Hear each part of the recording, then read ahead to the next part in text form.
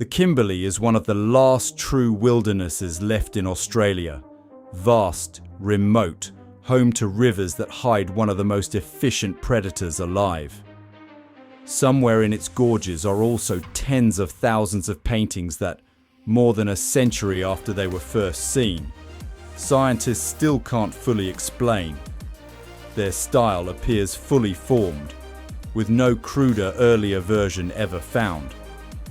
Their age keeps shifting the more carefully anyone measures it. And a theory about who painted them, once taken seriously enough for international headlines, turned out to be built on nothing at all. Wildlife authorities confirm the danger. Archaeologists confirm the mystery. The Aboriginal custodians of this land never needed either group to tell them what was always theirs. The Kimberley covers around 400,000 square kilometres in Australia's far northwest, roughly 3 times the size of England, larger than Germany, home to a population that could comfortably fit inside a single Sydney suburb. There is exactly one sealed highway running through the entire region. Almost everything else is unsealed track, seasonal creek crossing, or simply untouched bush. Only 3 towns in the entire region have a population over 2,000 people. Nearly 1 in 5 residents identifies as Aboriginal, more than 5 times the rate for the rest of Western Australia. A reflection of just how much of the Kimberley has never been meaningfully resettled since colonisation, remaining instead the living country of the people who were already there. For much of the year, that isolation is compounded by the weather itself. During the wet season, from roughly December to March, entire sections of the region become unreachable by road as rivers rise and the one highway floods in multiple places at once, cutting communities off for weeks at a time. That emptiness is precisely what has let the region hold on to secrets other, more developed parts of Australia lost generations ago. Both the kind that can kill you and the kind that can rewrite a textbook. In 1970, Western Australia banned the hunting of saltwater crocodiles, following the Northern Territory's lead, at a point when the species had been hunted so heavily that scientists feared it might not recover. It recovered. Today, the Kimberley's rivers, tidal flats and gorge pools are home to a healthy, growing saltwater crocodile population, and a small but steady stream of people who misjudge exactly how close is too close. In May 2011, a fisherman named Bruce Rutherford was attacked in his own dinghy at Secure Bay near Derby, when a 2.5-metre saltwater crocodile launched itself into the boat and clamped onto his shoulder and chest. He survived. Less than a year later, in April 2012, a 23-year-old cruise ship worker named Tara Hawkes was grabbed by the legs while wading near Dugong Bay, north of Derby, and pulled toward the water before another passenger managed to help her escape. She survived too. One case became stranger than either. A New Zealand tourist kayaking off the far northern Kimberley coast found himself stalked by a single large crocodile. Locals estimated it at around 6 meters, for 2 straight weeks, unable to safely land or continue, until a Kalumburu resident spotted his signal light on a remote island and finally brought him to safety. Not everyone gets that outcome. Western Australia has recorded 3 fatal crocodile attacks since the hunting ban, concentrated almost entirely along the Kimberley coast and its river systems, a small number compared to Queensland or the Northern Territory, but a real and rising one as the population continues to recover. In 1891, a pastoralist named Joseph Bradshaw was exploring land he'd been granted in the Kimberley when he came across rock shelters covered in painted human figures unlike anything else in Australian rock art.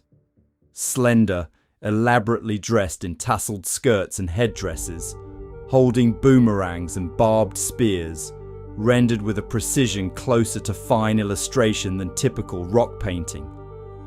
Today, known to traditional owners as Gwion Gwion, the same style has been found at roughly 100,000 sites spread across 50,000 square kilometers of the Kimberley. What has puzzled researchers for over a century isn't just how many there are. It's that the earliest known examples are already the most technically sophisticated. Art almost always evolves, simple to complex, crude to refined. The Gwion Gwion don't. The most accomplished paintings appear to be among the oldest, with no obvious cruder precursor ever found beneath them. And because the ochre pigments used contain no organic material, standard radiocarbon dating simply doesn't work on the paintings themselves, leaving their true age one of the most stubborn open questions in Australian archaeology. That gap in the evidence didn't stay empty for long. In the 1990s, an amateur researcher named Graham Walsh proposed that the Gwion Gwion were too sophisticated to have been made by the ancestors of Kimberley Aboriginal people at all, suggesting instead they were the work of an unrelated, non-Aboriginal group who supposedly arrived in Australia first and vanished before Aboriginal occupation began. The theory made international headlines throughout the 1990s and 2000s, propped up by wealthy private backers and a lavish, expensive book that sold out almost instantly, despite a price tag most academic publications could never command. It was wrong, and it did real damage while it circulated. Archaeologists reviewing Walsh's claims found no substantial evidence for the dates or the authorship he proposed. The argument rested largely on the assumption that Aboriginal culture was too simple to have produced work this refined, an idea with a long and ugly history in Australian colonial thinking, rather than on any actual dating evidence. Traditional Ngarinyan, Warora, and Wunambal custodians had never stopped identifying the paintings as their own ancestors' work, tied directly to living stories, songs and ceremonies still practiced today. Because the theory surfaced during a period when Aboriginal land rights claims were being actively contested in Australian courts and public debate, disputing Aboriginal authorship of the art was never a neutral scientific question. It directly served arguments aimed at weakening those claims. The mystery race theory has since been comprehensively discredited by the archaeological community and by the traditional owners who never needed convincing in the first place. But for over a decade, it shaped how millions of people around the world were introduced to one of the oldest bodies of art on the planet. The real breakthrough came from an unlikely source: mud wasps. Wasps in the Kimberley build their nests directly onto rock surfaces, including, occasionally, directly on top of existing paintings. A nest built over a painting means the painting is older than the nest, and unlike the ochre pigment itself, the mud and any trapped charcoal inside old wasp nests can be dated directly. In 2020, a research team examined 21 paintings across 14 rock shelters where wasp nests sat either above or below the artwork. One single painting had nests both above and below it, finally allowing researchers to bracket its age with real precision. Roughly 12,000 years old, give or take 500 years, meaning the entire Gwion Gwion style may have flourished for as little as 1,000 years, right as the last ice age ended and rising seas swallowed nearly half of the Kimberley's land. Earlier estimates using different methods had put some paintings at 17,000 years old or more. Some researchers, based on the extinct animals depicted, have speculated an age closer to 70,000. with only a tiny fraction of the 100,000 known sites ever tested by any dating method at all, the true age of the oldest Gwion paintings, and how many of the extraordinary claims made about them over the decades might still turn out to be right, remains one of the most contested open questions left in Australian science. Rock art isn't the only thing in the Kimberley that keeps forcing scientists to redo their homework. On the southern edge of the region, near the Great Sandy Desert, sits a near-perfect circular depression almost 900 meters across, the second largest crater on Earth from which actual meteorite fragments have ever been recovered, after Arizona's Barringer crater. It was spotted from the air by an oil survey team in 1947 and at the time seemed like a genuinely new discovery. It wasn't.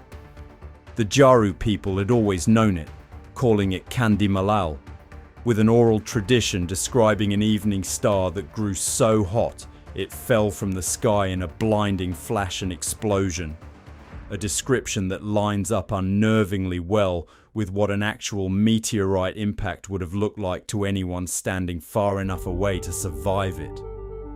For decades, scientists dated the impact itself to roughly 300,000 years ago. Then, in 2019, a team using two independent dating techniques, cosmogenic exposure dating and optically stimulated luminescence, went back and got a very different answer. Closer to 120,000 years, less than half the previously accepted age. The same study, applying identical methods to Arizona's famous Barringer crater for comparison, found that crater was actually older than believed. Even the impact sites scientists thought they'd already solved keep turning out to be wrong. Between the crocodiles nobody can fully predict, the paintings nobody can precisely date, and a crater that keeps changing age every time someone checks it again, the Kimberley has a habit of making its own settled science look temporary. Most of it is still out there, largely unmapped and untested, waiting for whoever goes looking next.